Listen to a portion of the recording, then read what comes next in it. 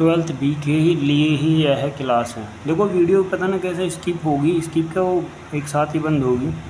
मैं उस वीडियो को तो वहीं डालूंगा, इसके बाद की आगे की वीडियो देखूँ। मुझे निकालना है विद्युत क्षेत्र तथा विद्युत विभव में संबंध। ठीक, अब मान लो ये मेरे पास, मैं ये कह रहा हूँ कि बिंदु P है कोई, ये वाला बिंदु क्या है मेरे भाई, बिंदु P है। अब मुझे इस बिंदु V पे यहाँ से यहाँ तक कोई वो आवेश उठा कर ले जाना। जब यहाँ से यहाँ तक आवेश उठा कर ले जाऊँगा तो यहाँ से यहाँ तक मुझे काम भी करना पड़ेगा कुछ ना कुछ। भाई यदि मैं यहाँ से यहाँ तक काम करूँगा तो ध्यान करो, यहाँ से यहाँ तक काम करूँगा तो यहाँ विद्युत क्षेत्र की तीव्रता कुछ और है, यहाँ विद्युत क्षेत्र की तीव्रता कुछ और है। तो यहाँ से यहाँ तक विद्युत विभव भी बदलेगा और विद्युत क्षेत्र भी बदलेगा, यहाँ ज़्यादा होगा यहाँ कम होगा। उन दोनों का ही रिलेशन निकालना। मान लो ये दोनों बहुत ही दोहरे हैं, बहुत ही पास में है, डी आर बहुत ज़्यादा छोटा है। डी आर क्या है, मैं कह सकता हूँ कि अति सूक्ष्म है। वैसा मान लो अति सूक्ष्म मान लो है।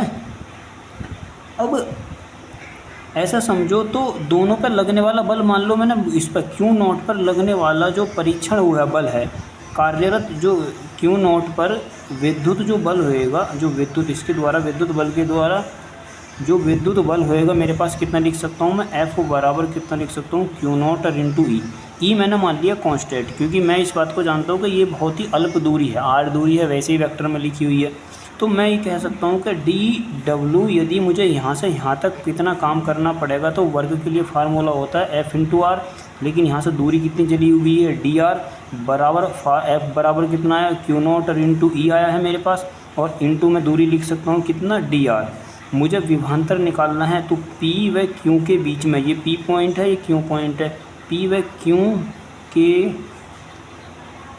बीच में यदि विभवांतर निकालूँ, क्या निकालूँ मेरे भाई, विभवांतर निकालूँ, तो विभवांतर निकालने के लिए मैं जानता हूँ dV बराबर फार्मूला कितना होता है, माइनस का, हाँ D लिखो इसे, माइनस का dQ, जितना तुमने काम करा और जिस चार्ज से करा, इसे माइनस लेकर चलो क्योंकि काम मुझे मिलेगा।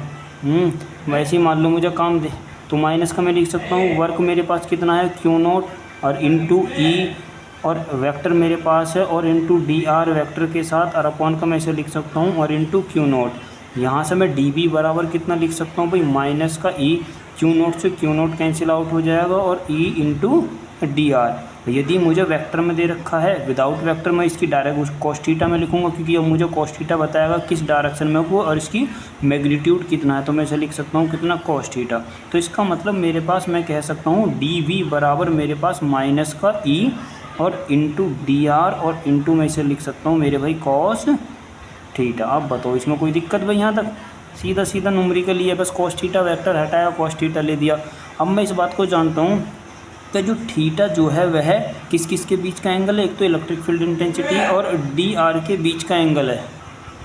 तो मेरे भाई मैं इस बात को कह सकता हूँ डी वी वगैरह ई और इंटू डी आर। ठीक, अब ज़रा दोनों के मेरे पास है, मैं इसको लिख सकता हूँ, यदि मैं यहाँ से लिखूँ ई और इंटू कॉस थीटा। भाई ई तो इलेक्ट्रिक फील्ड है, मैंने ई के साथ कॉस थीटा क्यों लिया, क्योंकि इलेक्ट्रिक फील्ड इंटेंसिटी की वैल्यू कॉस थीटा के अनुसार चेंज होगी। यहाँ मुझे कंप्लीट मिलेगी, यहाँ कम मिलेगी, जितना कॉस थीटा ज़्यादा होगा उतनी कम मिलेगी। तो ये मेरे पास कंप्लीट इलेक्ट्रिक फील्ड इंटेंसिटी है, और माइनस का मैं इसे लिख सकता हूँ डी वी और अपॉन का डी आर। इसका मतलब यह हुआ जो इलेक्ट्रिक फील्ड इंटेंसिटी है मेरे पास वो डी वी अपॉन का डी आर के बराबर होगी। ठीक, एक मेरे पास ये फार्मूला तुम्हें याद रखना इलेक्ट्रिक फील्ड इंटेंसिटी के लिए।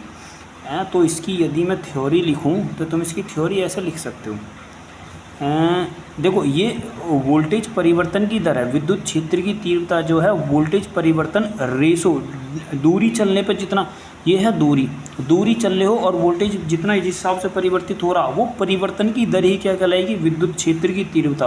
विभव परिवर्तन की दर क्या कहलाएगी, विद्युत क्या नाम है, विद्युत क्षेत्र की तीव्रता। यदि मैं इसकी वो लिखूँ परिभाषा तो मैं इसे ऐसे लिख सकता हूँ, विद्युत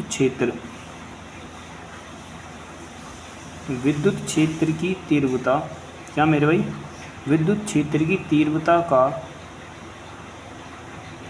किसी भी दिशा में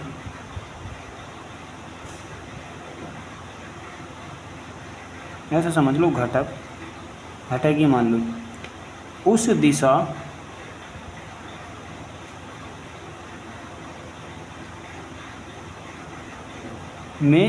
दिशा में विभव प्रवणता के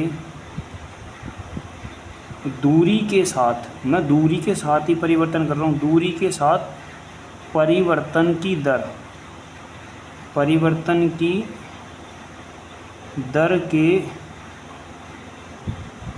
ऋणात्मक मान के बराबर होता है, ऋणात्मक मान के बराबर होता है। अब वो हमारे पास डिपेंड करता है कौन सी तुम उसमें ले रहे हो।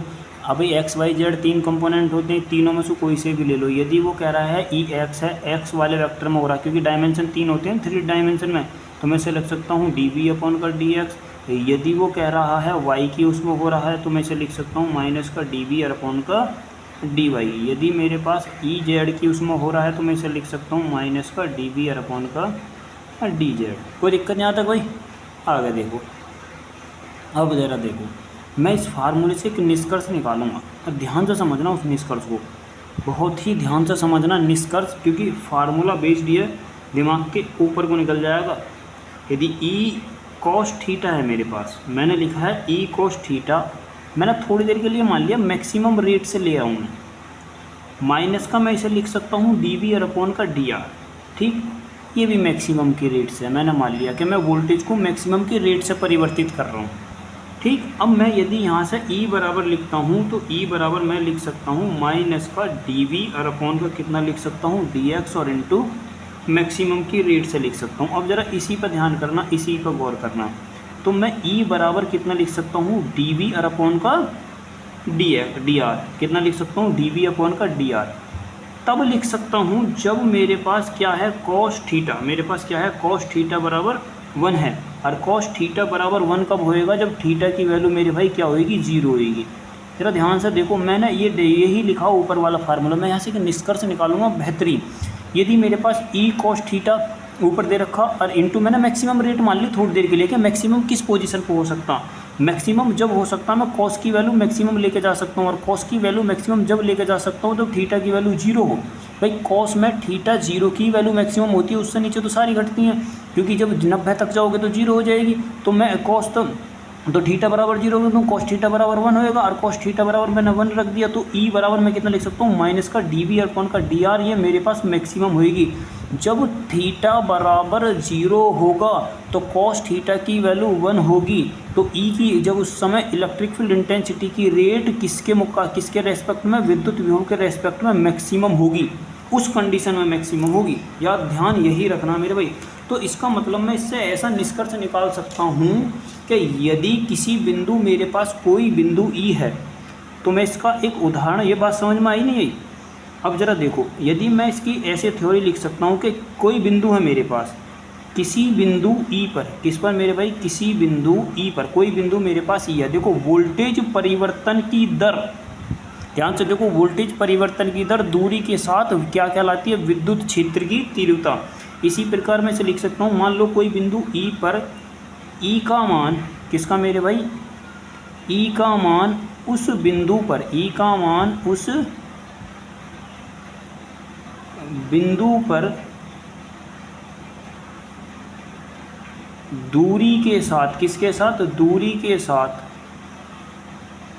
विभव परिवर्तन की अधिकतम दर के बराबर होता है।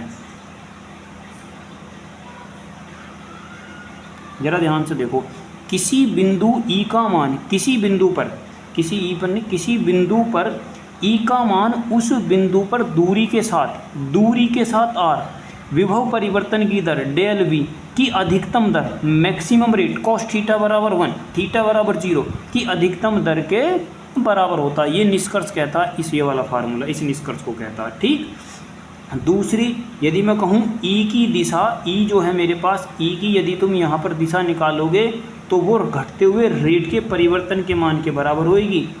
अधिकतम तेजी, ई की दिशा जो होएगी वह ई और आर की अधिकतम तेजी से जो घटेगा उधर को होएगी, उसके विपरीत दिशा में।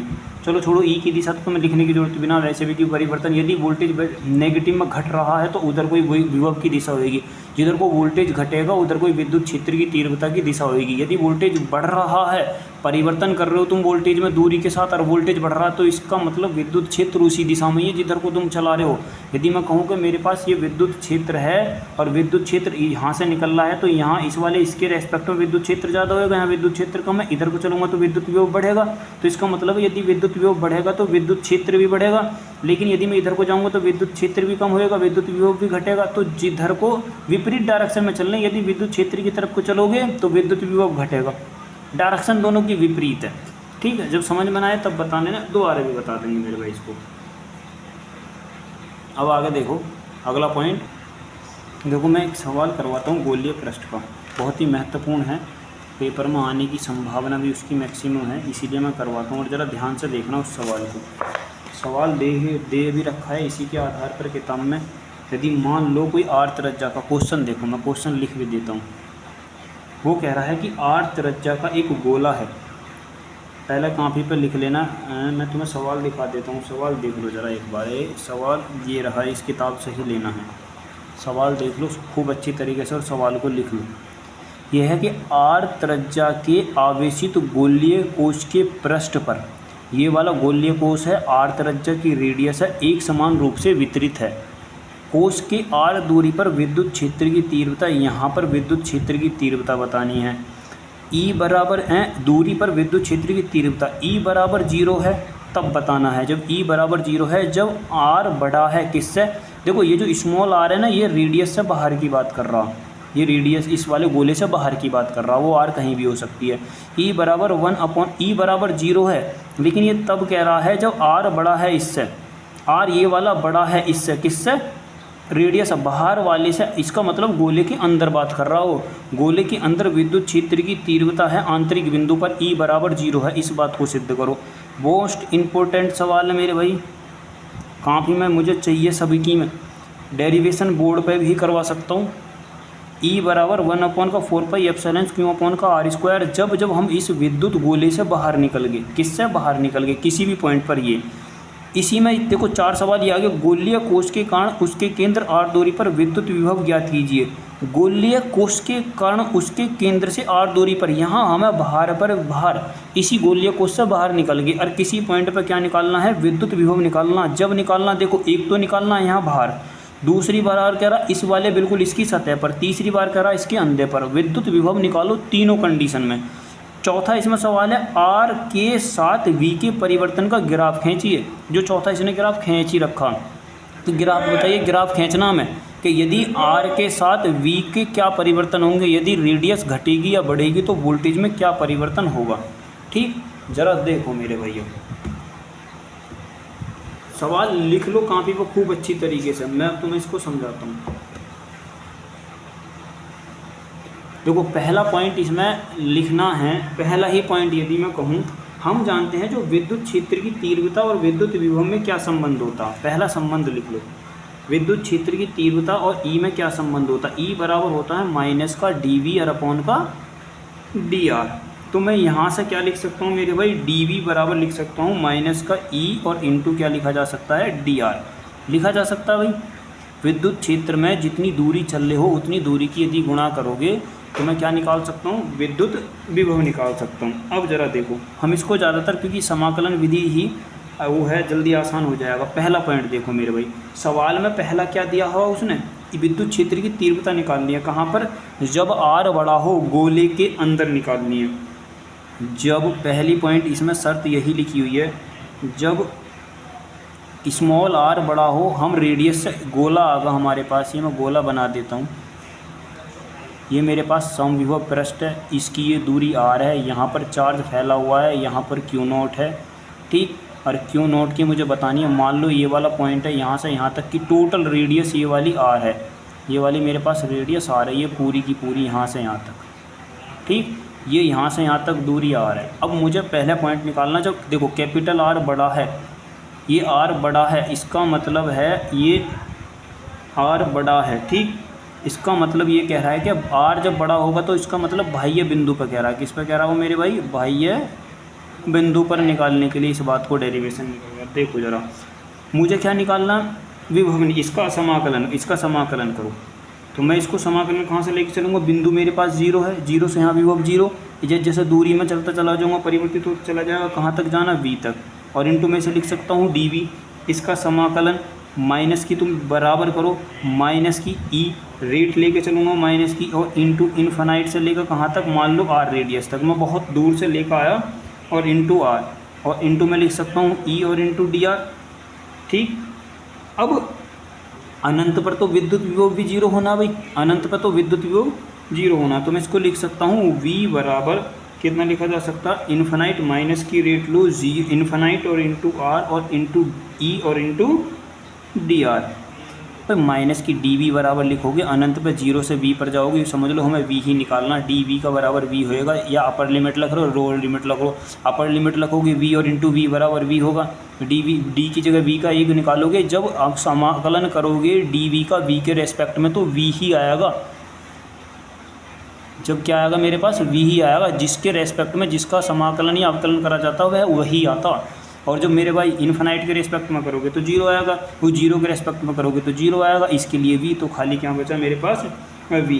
अब देखो जरा इसमें लिमिट लगाओ, तो लिमिट लगाने के लिए माइनस का मैं कितना कर दूँ इन्फानाइट, और इंटू कितना कर दूँ r, और 1 का इलेक्ट्रिक फील्ड इंटेंसिटी कितनी होगी, फार्मूला होता है 1 का एप्सिलॉन नॉट, और इंटू की भी लिख सकता हूँ, और क्यू अपॉन का फार्मूला होता है मेरे पास r², और इंटू डी आर। किसी भी दूरी पर गोलीय पृष्ठ से भार, कई बार मैं इसको बता चुका हूँ, ई मेरे पास कांस्टेंट पहले ही भार है, बाहर में लेके चलूँगा, माइनस का कांस्टेंट कौन कौन से पद हैं मेरे पास, एक तो क्यू कांस्टेंट है, और 1 का 4 एप्सिलॉन नॉट इंटू कांस्टेंट है, मैं ऐसा कर सकता हूँ कितना मेरे भाई इन्फानाइट, और इंटू कर सकता हूँ मैं इसको r, और इंटू क्या करा जा सकता है डी आर, और अपॉन का r²। जो वेरिएबल है उसका समाकलन होएगा, हमेशा अवकलन या समाकलन किसका होता, तो वेरिएबल का होता। तो माइनस का मैं इसे लिख सकता हूँ क्यू अपॉन का 4 एप्सिलॉन नॉट और इंटू r। अब ज़रा देखो माइनस को भी अंदर ले जाएं, माइनस को अंदर ले जाने की फिर भी ज़रूरत नहीं है, लेकिन मैं फिर भी लिख सकता हूँ, यदि मैं r के रेस्पेक्ट में r का वो करूँगा डी आर का, r के रेस्पेक्ट में कितना हो जाएगा r से r कैंसिल आउट हो जाएगा, तो कितना हो जाएगा माइनस का 1 का r लिख सकता हूँ। अभी डी आर के लिए r लिख दो, ऊपर नीचे r² है, एक r से r ख़त्म, लिमिट लगाओगे कहाँ से, इन्फानाइट से लेकर r तक, कहाँ से लगोगे इन्फानाइट से लेकर मेरे भाई r तक, माइनस से माइनस क्या हो जाएगा प्लस, तो मैं से लिख सकता हूँ कितना क्यू अपॉन का 4 एप्सिलॉन नॉट और इंटू। अब देखो ज़रा रखो, लिमिट रखो, पहले क्या रखोगे, हाँ इसके लिए इन्फानाइट के लिए मेरे पास 0, r के लिए कितना होगा r, तो मैं से 1 का r लिख दूँ। अबे r के लिए अपर लिमिट लगोगे माइनस का लोअर लिमिट, इसके लिए मेरे पास 0, इसके लिए इन्फानाइट से इन्फानाइट का कोई वैल्यू नहीं है, इन्फानाइट को हम रखेंगे नहीं, समझ लो r की r में होगी। ठीक, ये समाकलन करोगे तब समझ में आएगा। तो मैं यदि यहाँ से v बराबर लिखूँ तो फार्मूला बना सकता हूँ 1 का 4 एप्सिलॉन नॉट और इंटू क्यू अपॉन का r। इसको एक तरफ ले लो और इसको एक तरफ ले लो, बस यही डेरिवेशन है छोटा सा समाकलन से। यदि मेरे पास ये डी आर है, डी आर के लिए r करोगे और नीचे r² से r² ख़त्म, और 1 का r बचेगा, इसके लिए अपर लिमिट रखो माइनस का लोअर लिमिट माइनस का 0, और 1/r के लिए रेडियस में रखोगे तो इतना ही बनेगा। ठीक, ये मेरे पास विद्युत विभव हो गया। जब ये मैंने लिखा है जब कैपिटल R इससे जब बाहर निकाल लूँ मैं गोले से। लेकिन यदि मैं कहूँ क्या, यदि मैं गोले के बिल्कुल पृष्ठ पर निकालना चाहता हूँ, किस पर मेरे भाई, गोले के पृष्ठ पर, तो R बराबर मैं यदि कैपिटल R करना चाहता हूँ, दोनों R मेरे पास बराबर होगी, तो ज़्यादा दिमाग लगाने की ज़रूरत नहीं है। तो R बराबर मेरे पास हो गई गोले के पृष्ठ पर, तो सीधा सीधा फार्मूला वही मिलेगा मुझे। कितना मिलेगा, v बराबर में कितना लिख सकता हूँ 1 का 4 एप्सिलॉन नॉट और इंटू क्यू अपॉन का कैपिटल R। अब मैं इसको कई बार निकलवा चुका हूँ दूरी के रेस्पेक्ट में। विद्युत विभव निकालना है तो क्यू अपॉन का जितना चार्ज जरूरत नहीं। यदि बस तीसरा पॉइंट देख लो, तीसरा पॉइंट थोड़ा सा इंपॉर्टेंट है। यदि वो कह रहा है गोले के अंदर आ जाएँ, तो इसमें लिख सकता हूँ मैं गोले के अंदर। हाँ मेरे भाई, गोले के अंदर मेरे पास नोट करके लिख लेना, हमेशा याद यही रखना है, गोलीय कोश में। किसमें मेरे भाई, गोलीय कोश के भीतर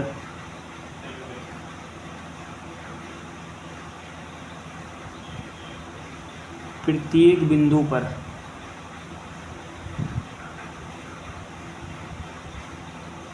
ई का मान शून्य होता है, ई का मान क्या होता है मेरे भाई, शून्य होता। तो मैं यहाँ से ई बराबर कितना लिख सकता हूँ, माइनस का डी वी और अपॉन का मैं जानता हूँ ई बराबर इतना होता है इंटू डी आर बराबर 0। वी मेरे पास कांस्टेंट है, मैंने बताया वी हर पॉइंट पर क्या होगा, गोलीय कोष के अंदर वी क्या होएगा, विभव का मान। याद यह भी रखना है,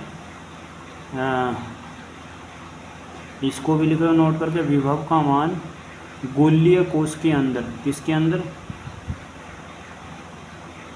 गोलीय कोष के अंदर समान रहता। क्या रहता, समान रहता। वोल्टेज सब जगह समान मिलेगा, तो विद्युत क्षेत्र की तीव्रता कैसे मिलेगी मुझे, 0 मिलेगी। कैसे मिलेगी मेरे भाई, 0 मिलेगी। तो v बराबर मेरे पास कांस्टेंट हो गया, तो v बराबर मेरे पास 0 हो गया। बस अब उसने इस सवाल में यही भी कहा था कि उसका चित्र और बनाओ मेरे भाई। चित्र बनाना कुछ नहीं है, बस उसके रेशो में निकाल लो, जैसे भी मैं निकाल सकता हूँ। देखो मेरे पास कितनी सारी चीज़ें आई हैं। पहले मेरे पास फार्मूला है, v बराबर कितना लिखा मैंने, 1/4πε0 और इंटू क्यू अपॉन का आर। दूसरी वेर के लिए फार्मूला आया जो v बराबर निकाला मैंने 1/4πε0 और इंटू क्यू अपॉन का कैपिटल आर। और तीसरी बार के लिए आया मेरे पास भाई 0। तो वो पहली बार मैं कह रहा था मैं v प्रीपोजिशनल टू आर लिख सकता हूँ, या v प्रीपोजिशनल टू 1/r लिखा जा सकता है, और यहाँ v बराबर 0 लिखा जा सकता है। इसका मतलब ये मेरे पास गोला है और मैंने गोले के लिए कुछ चित्र बनाए। ऐसा मान लो इस गोले पे यहाँ वोल्टेज है और यहाँ पर मेरे पास दूरी आ रही। वोल्टेज एक समय तक तो नियत रहेगा, कहाँ से कहाँ तक, यहाँ से यहाँ तक। जब तक तुम केंद्र से कहाँ तक चलोगे, उसकी बाहर वाली पर्दी तक, और जैसे ही बाहर वाली पर्दी से वापस जाओगे वोल्टेज गिरना चालू हो जाएगा भाई। जैसे ही बाहर जितनी दूर जाओगे उतना ही विभव का मान घटता चला जाएगा। दूसरी, यदि मैं किसकी बात करूँ, विद्युत क्षेत्र की तीव्रता की बात करूँ, विद्युत क्षेत्र की तीव्रता, विद्युत क्षेत्र की तीव्रता इसके अंदर 0 रहेगी। कहाँ तक, जहाँ तक रेडियस है यहाँ पर, इसके साथ अंदर रहेगी और एक साथ मैक्सिमम जाएगी जहाँ पर भी जितनी भी जानी है। उसके बाद फिर वो घटती चली जाएगी, उसके बाद फिर वो घटती चली जाएगी। बस इतना ही याद रखना है इसमें, ठीक। तो हमारे पास 2 या 3 फार्मूले आए हैं निकल के। कौन कौन से फार्मूला हैं, उन फार्मूलों को ज़रा नोट ध्यान रखना है। ई बराबर मेरे पास कितना है, माइनस का डी वी और अपॉन का डी आर। ये किसकी रेट है, मैक्सिमम रेट है। तो विद्युत क्षेत्र की तीव्रता में इतना लिख सकता हूँ। विभव प्रवणता जब भी बूझे, क्या बूझे मेरे भाई, विभव प्रवणता क्या पूछता है वो, विभव प्रवणता मैं इसे लिख सकता हूँ डी वी और अपॉन का डी आर, और इंटू कितना लिखा जा सकता है, मैक्सिमम बराबर मैं लिख सकता हूँ माइनस का ई। ठीक, बस ये तुम्हें 2-3 चीज़ें याद रखनी है।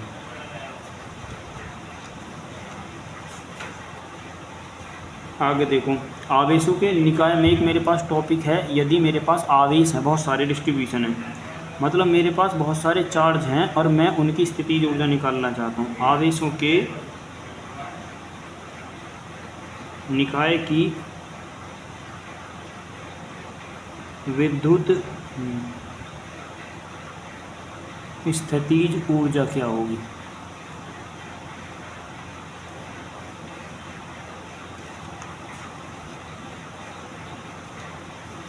देखो, ज़्यादा इसमें कुछ नहीं करना, फार्मूला है बस छोटे से। मान लो ये मेरे पास Q1 चार्ज है, ये मेरे पास Q2 चार्ज है। दोनों के बीच की दूरी मेरे भाई क्या है, R है। ठीक, दोनों के बीच की दूरी मेरे पास कितनी है मेरे भाई, R है। ठीक, तो जब कभी भी ऐसे दिए हों तो उनकी स्थितिज ऊर्जा के लिए हम योग निकालेंगे। तो U बराबर सीधा सीधा है 1/4πε0। यदि मीडियम भी दे रखा है तो K, और इंटू जितने चार्ज दे रखे हैं Q1 इंटू Q2 और अपॉन का R²। ये समझ लो, ये गुरुत्वाकर्षण बल वाला फार्मूला है, उसी को लगा देना, वो स्थितिज ऊर्जा के रेस्पेक्ट में निकाल देगा तुम्हारी वैल्यू को। यदि वो कहता है कि यदि Q1 व Q2 दोनों सजातीय हैं, Q1 व Q2 सजातीय का मतलब है एक जाति के हैं, तो क्या मेरे पास, तो मैं इसे कह सकता हूँ Q1 और इंटू Q2, तो मेरे भाई दोनों ज़्यादा हो गए। तो इसका मतलब स्थितिज ऊर्जा मुझे किस में मिलेगी, प्लस में मिलेगी, है भाई। यदि Q1 और Q2 दोनों क्या हैं, विजातीय हैं। कैसे मेरे भाई, विजातीय हैं, तो मैं इसे कह सकता हूँ Q1 और इंटू Q2 0 से छोटे होंगे। तो इसका मतलब मेरे पास स्थितिज ऊर्जा किस में होगी, माइनस में। स्थितिज ऊर्जा मेरे पास किस में होगी मेरे भाई, माइनस में। अब मैं इस चीज़ को एक चीज़ बहुत बेहतरीन डेरिवेशन इस बात का दे सकता हूँ। मान लो दो आवेश हैं, जब मैं दो आवेशों को बिल्कुल पास में लाऊंगा तो मुझे पास में लाने के लिए बहुत ताकत की ज़रूरत पड़ेगी, और ताकत की ज़रूरत पड़ेगी तो उनकी स्थितिज ऊर्जा बढ़ेगी, है भाई। तो स्थितिज ऊर्जा का मतलब है, अब यूँ करा, यदि मैं दोनों आवेशों को एक दूसरे के दूर ले जाऊँ तो मुझे कार्य स्वयं मिलेगा, लेकिन यदि मैं पास ले जाऊँ तो मुझे कार्य करना पड़ेगा। क्यों भाई, मेरी बात समझ में। लेकिन यदि मेरे पास दो विपरीत आवेश हैं और मैं यदि उनको पास में ले जाऊँ तो ऑटोमेटिक आ जाएंगे, और मैं उनको दूर ले जाऊँ तो मुझे ताकत लगानी पड़ेगी, तो दोनों के लिए अलग अलग होगा। अब मैं यदि कहूँ कि मेरे पास तीनों हैं, यदि मेरे पास तीन आवेश हैं, कितने आवेश हैं मेरे पास,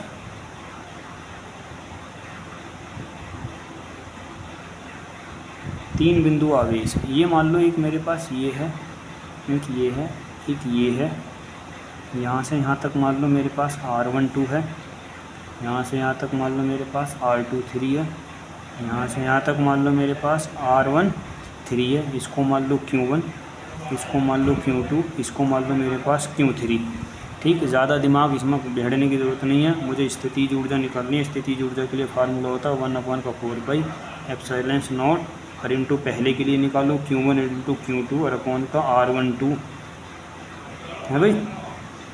इसके और इसके लिए दूसरे के लिए निकाल दो Q1 और इंटू Q3 और अपॉन का R13 प्लस Q2 और इंटू Q3 और अपॉन का R23। ये मेरे पास होगी स्थितिज ऊर्जा यदि मेरे पास तीन आवेश दिए हुए हों तो। आगे देखो, कितने भी दिए हों, जितने भी दिए हों, बाहर से भीतर सबके लिए स्थितिज ऊर्जा यही फार्मूला लगा।